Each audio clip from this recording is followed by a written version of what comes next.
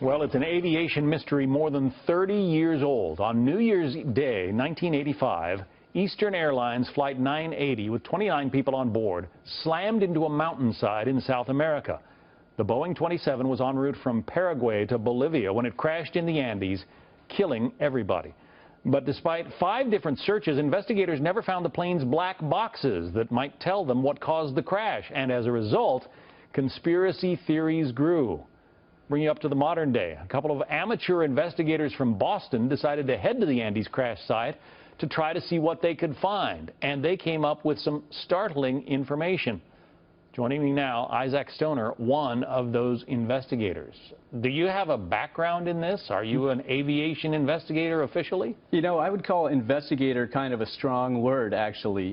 What we are is just a couple of guys with day jobs who got lost down an internet rabbit hole after the Malaysian Airlines disaster, and we ended up on a Wikipedia page that listed 19 unrecovered black boxes, and each one had a reason next to it. So first of all, we're looking at that list, and we're like, wow, this is really tough. These families never got any closure. They don't know what caused the crash, and most of these crashes are in deep water. There was one that stood out to us. It was on the mountaintop of Illimani in Bolivia. And the reason for for the black box never being recovered was simply listed as inaccessible terrain. But there had been, what, 4 or 5 expeditions that tried to find the boxes. They never even found the wreckage, right? So we thought inaccessible terrain was a bit of a challenge, that thing that was listed on the Wikipedia page. Additionally, so we knew that the past few years have been the warmest on record down in Bolivia, and the glaciers receded about a quarter mile. So we thought we might find things that people had never found before, both human remains and the black boxes themselves. And you, I mean, making a long story short, you were there, what, 5 days, and all of a sudden made a fascinating discovery. Right, so we were on the lower debris field, which was almost a square mile at this point. And after several days of searching, we managed to find a piece that was labeled clear as day, cockpit voice recorder.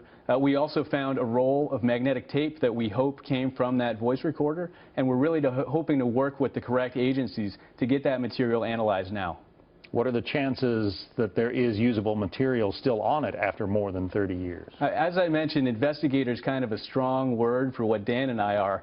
So we're just completely crossing our fingers and hoping that there is usable data on that tape today. We know at least it's been kept cool on the top of the mountain for the past 30 years. You also found, sad to say, human remains, which nobody else to this date had found. Why?